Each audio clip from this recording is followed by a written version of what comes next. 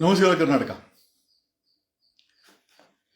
ನಮ್ಮ ಕೇಂದ್ರ ಸರ್ಕಾರ, ಮೋದಿಯವರ ಸರ್ಕಾರ ಭಾರತಕ್ಕೆ ಈ ಸತಿ ಬರಬಾರ್ದು ಬರಗಾಲ ಬರುಗತ್ತೆ ತಯಾರಾಗಿರಿ ಅಂತ ಹೇಳಿ ಮುನ್ಸೂಚನೆ ಕೊಟ್ಕೊಂಡು ಆರಾಮಾಗಿ ಫ್ರಾನ್ಸು ಹೊರ ದೇಶಗಳು ಸಾಹೇಬರು ಆರಾಮಾಗಿ ಫ್ಲೈಟ್ ಎತ್ಕೊಂಡು ಹೆಂಗಿರು ಬರಗಾಲ ಅಲ್ಲ, ಏನು ಕೆಲಸ ಇಲ್ಲ ಅಂತೇಳಿ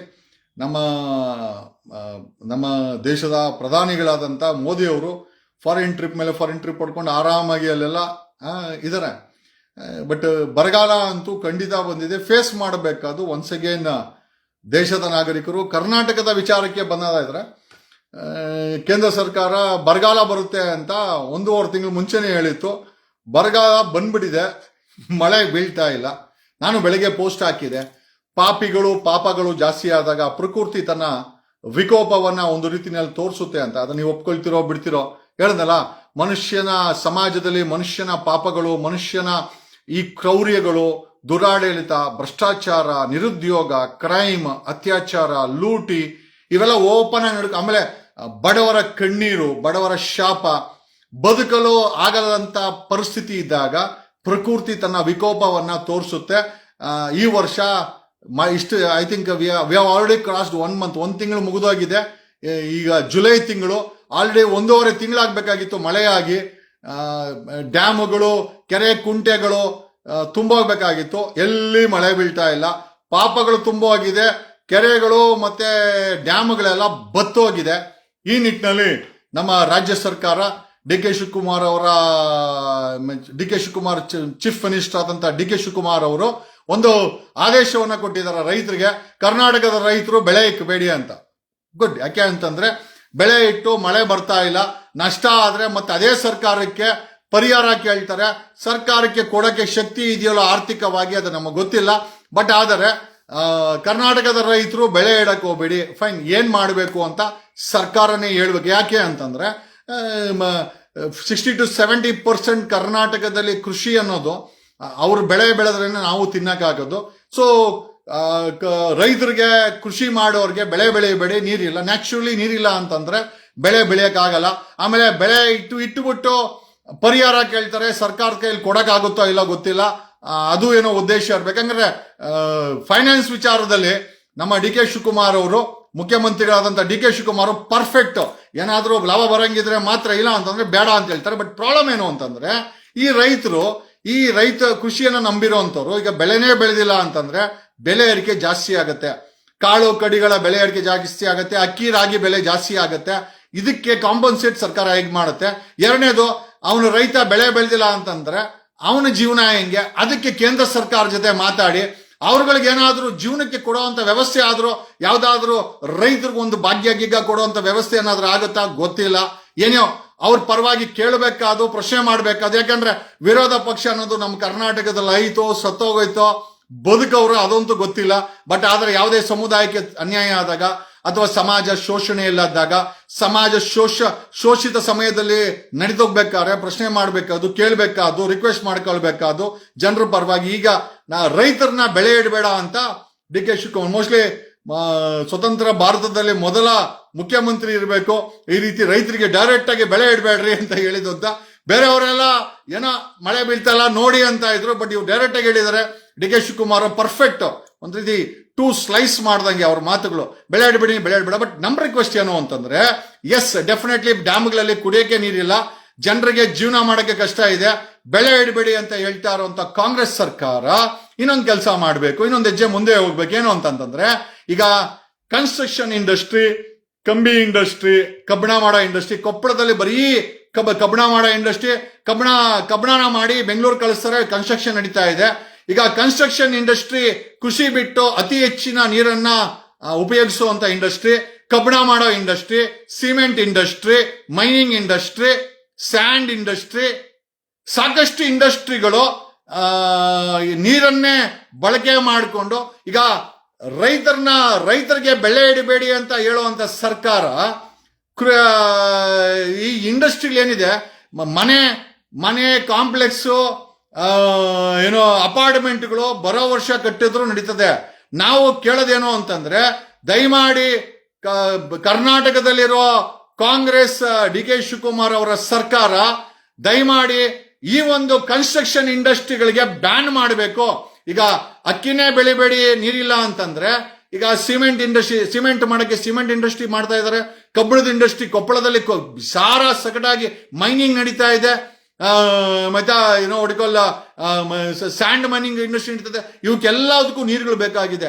ಎಷ್ಟೋ ಇಂಡಸ್ಟ್ರಿಗಳು ನೀರಿಂದನೇ in fact if I am not wrong ಗೊತ್ತಿಲ್ಲ, ವಿ ವಾಂಟ್ ಒಂದು ಸರ್ಕಾರ ಈ ಒಂದು ಇಂಡಸ್ಟ್ರಿಗಳು ಏನಿದೆ, ಎಸ್ಪೆಷಲಿ ಕನ್ಸ್ಟ್ರಕ್ಷನ್ ಇಂಡಸ್ಟ್ರಿ, ಸಂಪೂರ್ಣವಾಗಿ ಕನ್ಸ್ಟ್ರಕ್ಷನ್ ಇಂಡಸ್ಟ್ರಿನ ಬರೋ ವರ್ಷವರೆಗೂ ಯಾವುದೇ ಕಟ್ಟಡ ಕಾರ್ಮಿಕರ ಕೆಲಸಗಳನ್ನ ಮಾಡದಿರಂಗೆ ಸರ್ಕಾರ ಆದೇಶ ಮಾಡಬೇಕು.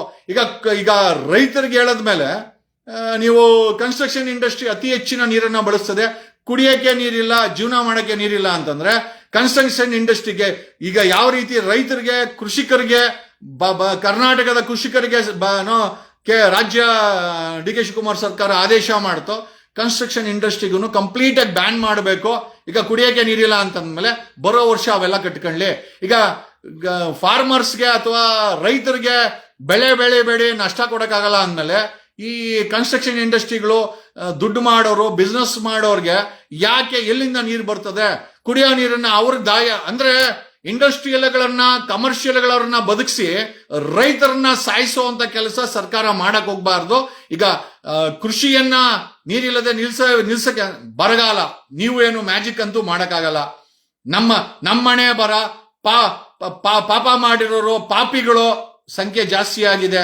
ಸಮಾಜದಲ್ಲಿ ಭ್ರಷ್ಟಾಚಾರ ಜಾಸ್ತಿ ಆಗಿದೆ. ಸಮಾಜದಲ್ಲಿ ಮಾಡಬಾರ್ದು ಕೆಲಸ, ಕಳ್ಳತನ, ಅತ್ಯಾಚಾರ, ದರೋಡೆ ಇದೆಲ್ಲವೂ ಕೂಡ ಪ್ರಕೃತಿ ತನ್ನದೇ ಆದಂತ ರೀತಿನಲ್ಲಿ ತೋರಿಸ್ತಾ ಇದೆ. ಈಗ ರೈತರಿಗೆ ಬೆಳೆ ಹಿಡಿಬಿಡಿ ಅಂತಂದ್ರೆ ರೈತರಿಗೆ ಏನಾದ್ರೂ ಒಂದು ಪರಿಹಾರ ಮಾಡಿಕೊಡಿ ಅಂತ ಕೇಳುತ್ತಾ, ಆಮೇಲೆ ಕೇಂದ್ರ ಸರ್ಕಾರಕ್ಕೆ ಇದ್ರ ಬಗ್ಗೆ ಸೂಕ್ಷ್ಮವಾಗಿ ಕೇಳಿ ಆಮೇಲೆ ಬೆಲೆ ಏರಿಕೆ ಆಗುತ್ತೆ. ಈಗ ಅಕ್ಕಿ ಬೆಲೆ ಆಲ್ರೆಡಿ 15 ರೂಪಾಯಿ ಜಾಸ್ತಿ ಆಗಿದೆ. 15 ದಿವಸದಲ್ಲಿ 15 ರೂಪಾಯಿ ಜಾಸ್ತಿ ಆಗಿದೆ. ಇನ್ನು ತಿನ್ನೋ ಬೆಲೆಗಳೆಲ್ಲ ಜಾಸ್ತಿ ಆಗುತ್ತೆ. ಇದಕ್ಕೆ ಸರ್ಕಾರ ಏನ್ ಮಾಡುತ್ತೆ? ದ ಫುಡ್ ಸಪ್ಲೈ ಚೈನ್ ಏನಿದೆ ಇದನ್ನ ಮೇಂಟೈನ್ ಮಾಡಬೇಕು. ಸರ್ಕಾರ ಏನ್ ಮಾಡುತ್ತೆ? ಎರಡನೇದು, 1 ವರ್ಷ ಮಳೆ ಇಲ್ಲ ಅಂತಂದ್ರೆ ಬೆಳೆ ಇಡಬೇಡಿ ಅಂತಂದ್ರೆ ಈ ರೈತರಿಗೆ ಸರ್ಕಾರ ಏನ್ ಮಾಡುತ್ತೆ? ದಯಮಾಡಿ ಡಿ ಕೆ ಶಿವಕುಮಾರ್ ಅವ್ರ ಸರ್ಕಾರ ತಿಳಿಸ್ಬೇಕು ಅಂತ ಹೇಳುತ್ತಾ, ಎರಡನೇದಾಗಿ ಈಗ ಮಳೆ ಬಿದ್ದಿಲ್ಲ, ಕುಡಿಯಕ್ಕೆ ನೀರು, ಜೀವನ ಮಾಡಕ್ಕೆ ತುಂಬಾ ಪ್ರಯಾರಿಟಿ. ಇಂಡಸ್ಟ್ರಿಗಳು ನೀರನ್ನ ಬಳಸಿ ಮಾಡ್ತಾ ಇರುವ ಇಂಡಸ್ಟ್ರಿಗಳನ್ನ ಸದ್ಯಕ್ಕೆ 1 ವರ್ಷದವರೆಗೂ ಸ್ಥಗಿತ ಮಾಡಿಸಬೇಕು. ಆ ಆದೇಶವನ್ನು ಸಹ ಕರ್ನಾಟಕದ ಕಾಂಗ್ರೆಸ್ ಡಿ ಕೆ ಶಿವಕುಮಾರ್ ಅವರ ಸರ್ಕಾರ ಮಾಡಬೇಕು. ಯಾಕೆ ಅಂತಂದ್ರೆ when we don't have basic water even to for farming, ಕೃಷಿ ಮಾಡ್ಲಿಕ್ಕೆ ನೀರಿಲ್ಲ ಅಂತಂದ್ಮೇಲೆ ಇಂಡಸ್ಟ್ರಿಗಳಿಗೆ, ಸಿಮೆಂಟ್ ಇಂಡಸ್ಟ್ರಿ ಅತಿ ಹೆಚ್ಚಿನ ನೀರನ್ನ ಬಳಸ್ತದೆ. ಕೊಪ್ಪಳದಲ್ಲಿ 21 ಕಬ್ಬಿಣದ ಫ್ಯಾಕ್ಟರಿ ಇದೆ, ಯಾವುದು ಕೂಡ ಸ್ಟಾಪ್ ಆಗಿಲ್ಲ. ಕೊಪ್ಪಳದಲ್ಲಿ ಕಬ್ಬಿಣದ ಫ್ಯಾಕ್ಟರಿಗಳು ನಡೀತಾನೆ ಇದೆ. ಹಾಗಾದ್ರೆ ಕೃಷಿ ಮಾಡಬೇಡಿ ಅಂತ ಹೇಳುವಂತ ಸರ್ಕಾರ ಈ ಕೊಪ್ಪಳದಲ್ಲಿರೋ ಕಬ್ಬಿಣದ ಇಂಡಸ್ಟ್ರಿಗಳಿಗೆ ನೀರಿನ ತರ್ತಾ ಇದೆ. ಅದೇ ತುಂಗಭದ್ರೆ ಮನೆ ಗೇಟ್ ಓಪನ್ ಮಾಡಿದ್ರಲ್ಲ, ಅದೇ ನೀರನ್ನ ಅಲ್ರಿ ಕುಡಿಯಕ್ಕೆ ನೀರಿಲ್ಲ ಅಂದ್ಮೇಲೆ ಇಂಡಸ್ಟ್ರಿಗಳನ್ನ ಯಾಕೆ ಸರ್ಕಾರ ಬ್ಯಾನ್ ಮಾಡಕ್ಕೆ ಆದೇಶ ಮಾಡ್ತಾ ಇಲ್ಲ? ಅಂದ್ರೆ ರೈತರು ಅಂದ್ರೆ ಪುಕ್ಸಟೆ ಸಿಕ್ಕವ್ರೆ, ಬಡವರು, ಸಾಮಾನ್ಯರು ಅರ್ಜೆಂಟ್ ಆಗಿ ಆದೇಶ ಮಾಡಬಹುದು. ಬಂಡವಾಳಶಾಹಿಗಳ ಮೇಲೆ ಆದೇಶ ಮಾಡಕ್ಕೆ ಸರ್ಕಾರಕ್ಕೆ ದಮ್ ಬೇಕಾ? ಅಥವಾ ಇದರಲ್ಲೂ ಕೂಡ ನಮ್ಮಲ್ಲಿ ಡಿಸ್ಕ್ರಿಮಿನೇಷನ್ ಇದೆಯಾ?